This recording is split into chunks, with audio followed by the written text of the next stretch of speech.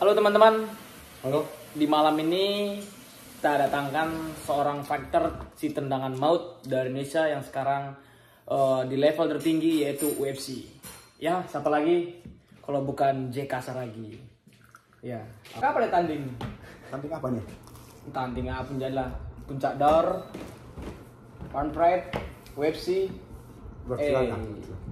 UFC ya, dari One Pride ke UFC, mantap. Levelnya bertahap, berlanjut, bertingkat, bentar lagi membunuh ya. Apa lagi kita bahas ini kira-kira? Seputar persiapan lah dulu. Kan kau yang punya podcast, kau tanya aku jawab. Iya. Gimana persiapan? Persiapan udah berapa bulan di sini? Jalan 3-4. 3-4 ya. Saya lihat selama latihan bersama ya nambah pesat lah ya perkembangannya. Tapi tadi sampai latihan kurang semangat, kenapa? Kelaparan kah? Atau lagi cutting ya? Dari 7 berat biasa? 80 sekian. 86. Dari 86 sekarang berapa? 50? 50. Eh, 4 lah. Nah, sekarang 74 guys. Dia akan main turun 65. Oke. Saya dengar-dengar lawannya dari Jepang, Tong Yong Xiang Hok gitu. Ya. Cincau. Cincau lawan ke Cincau. Oh, cincau teman-teman. Dengar-dengar sih bulan 10 ya. Ya, kalau terjadi kita saksikan bareng-bareng, kita dukung. Kalaupun nggak terjadi, ya tetap kita dukung. Ya teman-teman ya. Jangan banyak menghujat. Tonton, nikmatin, emang itulah gaya dia. Oke. Bagaimana? Apa kira-kira sih? Yang ditanya mau aku jawab apapun. Persiapannya ya biasa aja. Ya seperti ngikutin apa yang dikasih pelatih, jadwalnya ya kan. Kita harus ikutin semua itu. Jadi selama 1 minggu berapa kali latihan? Sampai Sabtu aja? Kau jangan ngitungnya minggu, nggak terhitung. Nggak tahu itu. Kan minggu tuh rank. Per hari aja. Oke. 1 hari berapa kali latihan? 2-3. Wow, 2-3 ya. Saya 1 kali latihan aja udah rasanya udah mau kabur saya. Rasanya rasa nasi. Ya semoga berhasil ya. Tapi belum ada bocoran gitu untuk lawan siapa? Enggak. Soalnya kan jarang hujan di sini. Oh, Makanya nggak bocor. doakan ya teman-teman biar hujan, biar ada bocoran. Saya tahu masyarakat Indonesia khususnya pencinta bela diri pasti menunggu-nunggu siapa sih lawannya JK. Jadi podcast saya ini saya ungkit-ungkit pelan-pelan. Sebenarnya dia udah tahu dari mana, tapi dia nggak mau. Ya biasalah rahasia. Biar nanti sekali muncul langsung. Wow. Mana le? Teh pelit enak kali. Pahit-pahit asam ini dari apa ya? Dari Malaysia. Dari Indonesia ya, dari Selawi. Nggak kelihatan ya. Ini bukan endorse. Ini saya bawa dari Indonesia langsung. Selama perjalanan gue kira pecah ini serius di pesawat. Karena kan Ini podcast apa curhat sih? ya sambil curhat ya kan. Gimana roti pelitnya hasilnya? Apa ya? Enak nggak? Kurang-kurang. Itu kena pelit. Kayak ada ininya le. Ada ini kuaci. Ya. Kuaci ini. Kalau kurasa asal beli-beli aja, nggak tahu. Ini gandum. Mana gandum? Ah nggak percaya dibilang. Gandum yang kayak punya orang itu. Lah, itu lihatlah warna coklatnya. Rasanya enak nggak? Itulah Enggak. gandum nggak enak. Biasa udah lama di Amerika jadi terkejut lah kan lihat makan gandum. Jangan lupa bahasa Simalungun dia. Gimana kira-kira? Nggak rindu sama apa istri dan anak? Rindu lah, kamu udah tahu gitu. Saya juga berpikir begitu. Kalau nggak rindu berarti ini bapak durhaka ini. Infonya ada kapan? Kapan kembali ke? Habis tanding lah. Anak. Habis tanding. Tapi kapan habis tandingnya guys? Nggak tahu, habis tanding intinya habis tanding. Kau kapan pulang? Pulang aja besok. Janganlah. Saya masih mau menatah karir sampai bisa seperti layak lah. Kalau bisa lebih tinggi nanti. Layak pensiun saya naik. Tapi mau jadi apa lah? Anggota DPRD. Enggak ya guys, jangan dengar dia tuh kadang-kadang ceplos-ceplos, banyak benernya. Itu rambut gimana itu? Udah belang-belang rambut. Ya ini rambut biasa. Baru saya 2 minggu di Amerika rambut saya langsung berubah. Jadi gitulah, menyesuaikan ya, bunglon. Dia aja ini udah bertahun-tahun di Amerika tetap aja hitam. Besok lay apa? Ikut latihan grappling. Aku besok melatih. Latihan apa? Tentara. Genawa melatih tentara dia. Oh tapi itu di Binjai pernah masuk di Binjai pernah saya lihat melatih tentara. Bukan di Binjai semalam. Apa Kodim? Kodim ya. Kodim ya. Kodim berapa? Yang Jawa, yang di jalan Tanah Jawa itu, yang mau ke Tanah Jawa. Nggak tahu aku Kodim apa itu. Minum dulu. Tos dulu seperti kita di Medan di sini nggak ada gini-gini. Oke, ini kalian mah dulu nggak pernah kalian makan up loh ini. bisa sampai kayak gitu loh. Karena apa di Udah kulkas di baru kulkas sudah sempat beku. Itu aja. Pasti punya Pak Yoga. nggak ada pula ya kulkas di kampungnya. Oh iya mana Pak Yoga? Nggak pernah muncul, nggak ada muncul ya hari ini. Oh lagi sakit ya teman-teman. Oke, hari ini saya tuh lagi mengungkit untuk persiapannya. Untuk persiapanmu menjelang informasinya ya bulan 10 kalaupun terjadi. Kok kau yang lebih tahu? Ya, kan kemarin sudah ngomong Sama siapa? sama saya. Siapa? Lae. Belum lah. Berarti dia bohong saya. Yaudah persiapan Lae untuk tahun ini. Sedang dengar sih tahun ini. Ini kan lagi persiapan. Iya. Bagaimana? Udah mencapai apa? Udah mencapai target? Apa? Iyalah. Apa itu? Apa yang mau diupload? Jalan di Simalungun sungguh memperhatinkan. Lihat perbandingan antara jalan rusak dan perbandingan jalan baik. Oh, saya nggak ikut campur teman-teman, itu urusan politik. Saya hanya bertujuan untuk membongkar persiapannya, karena masyarakat Indonesia itu menunggu loh. Mana? Kasih sedikit bocoran dong. Kasih bocoran. Bulan berapa? Banyak. Tadi. Udah ada belum ya? Belum dapat. Belum dapat. Belum dapat. Tapi saya dengar-dengar tahun ini. Oh, saya dengar-dengar UFC Indonesia tahun 2024. Mudah-mudahan terjadi. Jadi amin. Oke, kita selalu mendukung khususnya bagian olahraga, Menteri Olahraga. Kemarin BUMN ya Pak Erick Thohir. Menteri olahraga. Bukan Maksudku jangan diurusin di daerah di platnas-platnasnya aja. Kalau bisa sampai ke kampung-kampungnya itu aja diurusin, karena menurut saya itu alangkah baiknya kalau mulai itu jangan mengambil atlet yang udah jadi aja. Gimana? Kayak nanam cabai gitu loh. Kita harus tahu juga cabai bibitnya dari mana, apa ya dari mana gitu. Baru bagus gitu. Itu yang ketinggalan kita di Indonesia. Banyak benarnya juga tuh. Bukan banyak benarnya, memang iya kan. Benar. Ya sih. Saya juga merasa seperti yang bibit-bibit baru unggul dia akan susah ya karena dihalangin terus ya. Iya, satu kan di sana bisa dibilang kan sarana prasarana kurang. Itu harus diperhatikan. Maunya kalau nggak bisa Menteri Olahraga sampai kabupaten sampai ke kecamatan ke dusun gitu nggak, ya minimal ya provinsi lah gitu loh. Para provinsi yang melihat gimana di kabupaten kota dan seterusnya gitu. Kadang kan susah juga kayak kita olahraga ini kalau nggak ada sarana prasarana.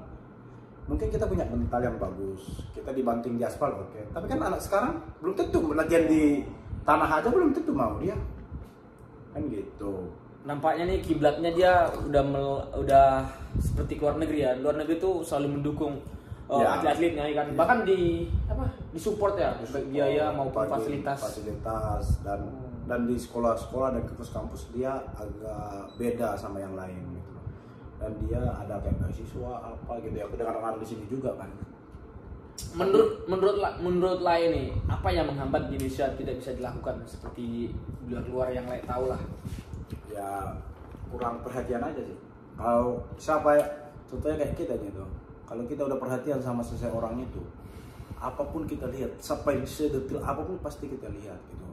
Mudah-mudahan ya dengan menteri yang masih muda bisa punya energi yang kuat untuk melihat ke daerah-daerah aja. Jangan menunggu atlet di Jakarta aja gitu. Banyak kok dari Papua sana, dari Medan sana, dari berbagai, dari Sabang sampai Merauke banyak atlet yang membutuhkan perhatian yang sangat khusus. Karena kayak di Jakarta sana kan memang bisa dibilang ya harus menciptakan gitu kan. Tapi kalau di kampung-kampung ini kan memang udah alam yang menciptakan. You know? Ya, I know. Ya, teman-teman, semoga khususnya Bapak Menteri Olahraga mendengar sedikit masukan. Itu salah satu masukan ya dari atlet kita, atlet Indonesia yang sekarang berada di Amerika. Karena kita sudah melihat atlet di sini mereka sejahtera, mereka saya lihat ya mereka dapat bisa dibilang dapat reward dari semua perjuangannya. Semoga Indonesia juga bisa diterapkan dengan Bapak Menteri yang baru. Kami hormat. Semoga Bapak bisa melihat dari bawah sampai ke atas. Jadi jangan hanya di atas aja. Tapi saya dengar-dengar, saya lihat di media Menteri Olahraga sekarang ini, Menpora, aktif itu di Indonesia. Dia datang. Sekarang gini, aktif. Aku pun bisa aktif. Cuman yang perlu kita apain itu, dengan keaktifan itu apa sih efeknya untuk masyarakat? Apa sih efeknya untuk atlet dan generasi muda? Oh, berarti Gitu. efeknya. Jadi yang lihat apa ini? Belum ada. Oh. Kalau kita membesarkan yang udah besar sama aja. Oh iya. Kalau kita membangun yang udah ada contoh kita memberesi rumah yang udah beres sama aja. Oh, jadi maksudnya ini berarti dia harus terjun juga melihat ke bawah. Iya, kalau menurut aku sih harus. Oh, harus. Bisa melihat. Jangan contoh ya dia datang ke provinsi, gimana olahraga sih aman katanya. Ya semua pasti aman kan. Sama gitu deh. Aman rumahmu aman, semuanya aman kayak gitu. Tapi kan belum tentu kenyataannya aman gitu. Oke. Salah satu mungkin yang bisa lihat di Kampung Laya khususnya. Gak ada sarana Enggak. prasarana olahraga. Iya. Nggak ada. Oh enggak ada di Siantar ya, Siantar. Itu Simalungun Simalungun ya. Simalungun nggak ada. Oh, bahkan di luar-luar Setiap- mungkin tahu juga pasti Setiap banyak. olahraga di sana, atau organisasi olahraga di sana kayak wushu, kickboxing, boxing, muay thai, banyak lah sampai ini. Masa nggak bisa dibantu pemerintah dengan peralatan, Oh, peralatan. matras apa gitu, nggak bisa gitu. Tapi pemerintah mengeluarkan dana untuk Ya nggak tahu. Porda, Coba tanya. Porda. Nggak tahu tuh pemerintah itu tuh. Capek aku. Capek.